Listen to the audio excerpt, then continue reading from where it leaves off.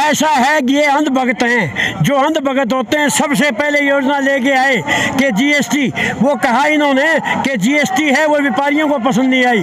फिर नोटबंदी लेके आए, नोटबंदी के अंदर बताकर शास्त्रियों को पसंद नहीं आई। उसके बाद ये कृषि कानून लेके आए, ये किसानों को पसंद नहीं आए। उसके बाद ये लेके आए हैं अभी फौज वाला काम कि युवाओं को समझ में नहीं आया।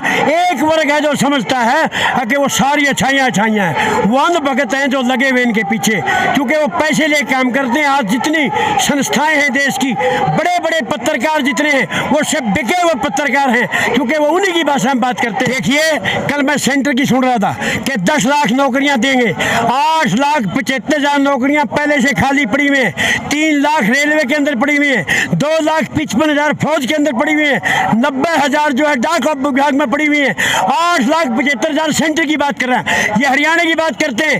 आज हरियाणा बेरोजगारी में 37% के ऊपर है। ये कहते थे 2 लाख करोड़ रोजगार देंगे। आज कितने बच्चों को रोजगार दिया है? आप देखते हो जितने भी बच्चे हैं वो बसों की छतों के ऊपर बैठ के या कोचिंग सेंटर पर माँ बाप खर्चा देकर उनको पढ़ाने का काम करता है।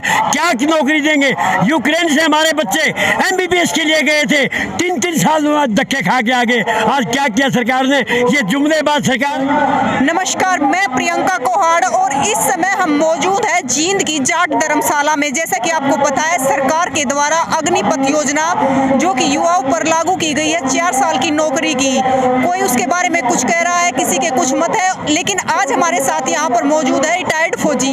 मेरे ख्याल से इस योजना के बारे में इनसे ज्यादा किसी को नहीं पता होगा, तो हम बात करेंगे इनसे। नमस्कार सर। नमस्कार बेटी कुमार साहब, आपको और आपके दर्शकों को सबको नमस्कार। तो सर जो अग्निपथ योजना लागू की गई है सरकार के द्वारा, तो एक बार आप डिटेल में बताएं कि आखिर है क्या? ये योजना है इन बच्चों का भविष्य खत्म करने की ऐसी योजना तो कल के कल आके ये कोई रोजगार ना मांग ले। सरकार की जिम्मेवारी होती है शिक्षा, स्वास्थ्य और रोजगार देना, लेकिन ये सरकार उससे भागकर ये दिखाना चाहती है कि जब हमने बड़े बड़े को जमीन के अंदर मिला दिया, इन युवाओं को भी यही हालत कर देंगे ताकि ये बच्चे कल न किसी के पास 10-12 हज़ार रुपए में भीख मांगने का काम करें। ये सरकार वही चाहती है कि लोग जो है सड़कों पर रहें, विकास की बात ना करें। आप जैसी बेटी को आज किसी IAS अफसर में होना चाहिए था, लेकिन वो बच्चे आज घूम रहे हैं सारे। आपने देखा होगा कितने बच्चे आज यूट्यूब के लिए घूम रहे हैं। उन बच्चों का भविष्य खत्म करने के लिए फौज के अंदर जब जाता है वो किसी जाति धर्म से नहीं होती। ना फौज कांग्रेस की है, ना बीजेपी की है, ना किसी पार्टी की है। फौज इस देश के लिए काम करती थी और फौज को आज इन्होंने मिट्टी मिलाना काम किया है। सर कुछ कर्नल और सूबेदारों के द्वारा जो TOD है वो कहा जा रहा है कि वापस नहीं ली जाएगी, जो सरकार की योजना है वो सही है। ऐसा है कि ये अंध भगत हैं। जो अंध भगत होते हैं सबसे पहले योजना लेके आए कि जीएसटी, वो कहा इन्होंने कि जीएसटी है वो व्यापारियों को पसंद नहीं आई। फिर नोटबंदी लेके आए, नोटबंदी के अंदर बताकर शास्त्रियों को पसंद नहीं आई। उसके बाद ये कृषि कानून लेके आए, ये किसानों को पसंद नहीं आए। उसके बाद ये लेके आए हैं अभी फौज वाला काम कि युवाओं को समझ में नहीं आया। एक वर्ग है जो समझता है कि वो सारी अच्छाइयाँ हैं, वो अंध भगत हैं जो लगे हुए इनके पीछे, क्योंकि वो पैसे ले काम करते हैं। आज जितनी संस्थाएं हैं देश की, बड़े बड़े पत्रकार जितने हैं वो सब बिके हुए पत्रकार हैं, क्योंकि वो उन्हीं की भाषा में बात करते हैं। सबसे बड़ी बीमारी है ये देश चाहता है अपनी कुर्सी सुरक्षित रहे, इन्होंने कोई मतलब नहीं पब्लिक से। आप जैसी बेटियां जिसको आगे भविष्य बनाना था, आज दर दर की ठोकरें खाने के लिए मजबूर किया जा रहा है। तो सर कहीं ना कहीं ये देश के जो सुरक्षा है उस पर भी बड़ा सवाल है। सुरक्षा का सबसे बड़ा सवाल कि 4 साल के अंदर ये कौन सी भाषा चाहते हैं? अरे 4 साल तुम करो, तुम लोकसभा में करो, विधानसभा के अंदर लागू करो, राज्यसभा में लागू करो कि 4 साल तुम नौकरी करोगे, तुम्हारा जो काम था 4 साल सर्विस देंगे, उसके बाद घर आ जाओ, फिर किसी का कार्ड ला के दिखाओ, पता लगे। ये सैनिक है जिसकी पेंशन बंद कर रहे, तुम 5 दफा पेंशन लेना चाहते हो, उनके ऊपर ये कार्रवाई नहीं करे, उसका पता लगता है विरोध क्यों होता है। आज विरोध क्यों हो रहा है? क्योंकि जितना युवा है वो चाहता है अपने बच्चे सुरक्षित रहे। हमने कारगिल की लड़ाई लड़ी है, हमने देखा है, हम ये महसूस करते थे कि सरकार की जिम्मेवारी है तुम्हारे परिवार को संभालेगी, इसलिए बच्चे वहाँ शहीद हो रहे थे। कहाँ का भविष्य है? ये तो सिर्फ और सिर्फ गार्ड बनाना चाहते हैं और इन बच्चों का भविष्य खत्म करना चाहते हैं। ये जो सरकार है ये अत्याचारी सरकार है। आज तक आज़ादी से लेके आज तक RSS का, बीजेपी का कोई योगदान इस देश के अंदर नहीं रहा है। उनका योगदान एक ही रहा है, जाति पाति बांटना, धर्म के नाम पर बांटना और देश को टुकड़े टुकड़े करके अपना राज को सुरक्षित करना। सर मुख्यमंत्री मनोहर मनोहर लाल ने एक ऐलान किया है कि वीरों को 4 साल के बाद हरियाणा सरकार गारंटी के साथ नौकरी देगी। देखिए, कल मैं सेंटर की सुन रहा था कि 10 लाख नौकरियां देंगे। 8,75,000 नौकरियां पहले से खाली पड़ी हुई हैं। 3 लाख रेलवे के अंदर पड़ी हुई हैं। 2,55,000 फौज के अंदर पड़ी हुई हैं। 90,000 जो है डाक विभाग में पड़ी हुई हैं। 8,75,000 सेंटर की बात कर रहे हैं, ये हरियाणा की बात करते हैं। आज हरियाणा बेरोजगारी में 37% के ऊपर है। ये कहते थे 2 लाख करोड़ रोजगार देंगे। आज कितने बच्चों को रोजगार दिया है? आप देखते हो जितने भी बच्चे हैं वो बसों की छतों के ऊपर बैठ के या कोचिंग सेंटर पर माँ बाप खर्चा देकर उनको पढ़ाने का काम करता है। क्या नौकरी देंगे?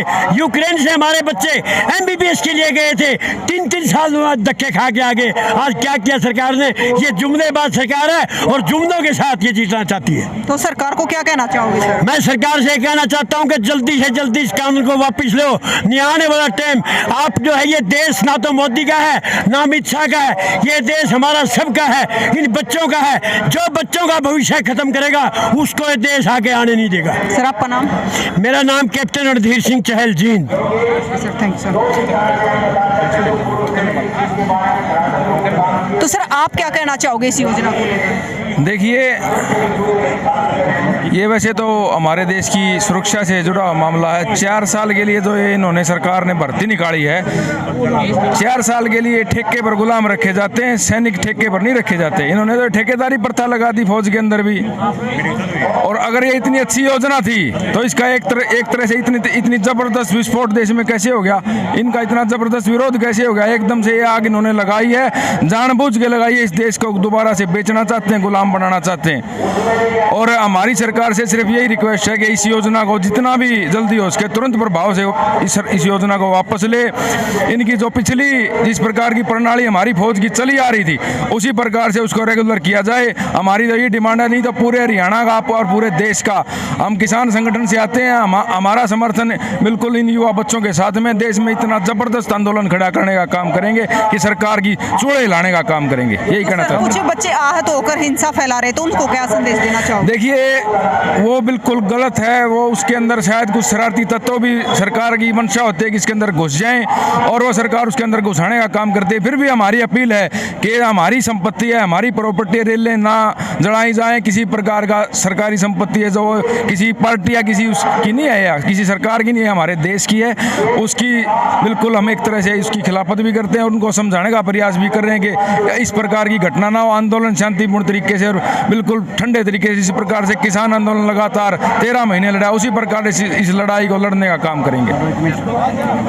हमारी लड़ाई सिर्फ वही लड़ाई है कि हम किसान उस समय भी कहते थे हम अपनी फसल और नस्ल के लिए लड़ाई लड़े। इसने पहले तो हमारी फसल पर अटैक किया और आज नस्ल पर अटैक किया। यह लड़ाई सिर्फ बच्चों की नहीं, स्कूलों की नहीं, किसान की भी लड़ाई है, क्योंकि किसान अपने नस्ल में कभी खराब नहीं होगा। उन्हें हमने पहले अपनी फसल बचाई थी 13 महीने लड़के, और अब हम अपनी नस्ल बचाएंगे। हम इन बच्चों के साथ हैं और साथ रहेंगे। जय भारत, जय हिंदुस्तान। राम राम ताऊ। राम राम बेटे, आपके चैनल को धन्यवाद। तो ताऊ क्या कहना चाहोगे जो इतनी बड़ी योजना सरकार के द्वारा लागू की गई है? ये योजना ढोंगोसड़ा है सारा। जैसे किसान के लिए 3 काले कानून लेके आई थी, इसी तरीके ये हैं। 4 साल की क्या कोई नौकरी होती है? क्या मैं ये पूछना चाहता हूँ, जो 90 दिन की छुट्टी मिलती है नौजवान को साल में, क्या वो छुट्टी भी दी जाएगी या पेंशन दी जाएगी या कोई और कार्य जैसे फौजी के लिए क्या है, जो उम्र तक उसको सुविधा मिलती है मेडिकल की, क्या वो मेडिकल सुविधा दी जाएगी या उनके घर पर जो सुविधा होती है मिलिट्री के अंदर से तो वो मिलेगी क्या नहीं मिलेगी? हमारा किसान को पहले उजाड़ा, आज नस्ल को भी उजाड़ना चाह रही है।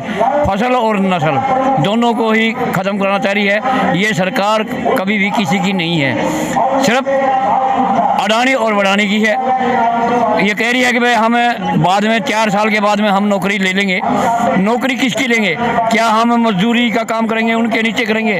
वही हमारे खेतों में मजदूरी है ही नहीं, तो यहीं हमारे को बचता नहीं, तो वहाँ क्या हमारे को मिलेगा? वो भी हमारे को ऐसे धक्का मार के कह देंगे नहीं नहीं तुम्हारे फिट नहीं है। जब 25% को वो लेना चाह रहे हैं, 75% को वो कह रहे हैं कि भाई हम छुट्टी कर देंगे, कहीं और फिट कर दें, क्या वो 25% किसके आदमी हैं? वो 25% वो अडानी और बडानी और मोदी अमित शाह उनके हैं, ना कि हमारे हैं। और जो आज हमारे बच्चों पे जो अग्नि का काम कर रहे हैं, रोड रोकने का काम कर रहे हैं, ये हमारे बीच के अंदर उन्हीं के आदमी भेजे हुए हैं, ना कि हमारे ये बच्चे हैं। तो ताऊ जी 4 साल में से 6 महीने की ट्रेनिंग हो जाएगी, बच्चे 3.5 साल है, तो 3.5 साल में आखिर होता क्या है?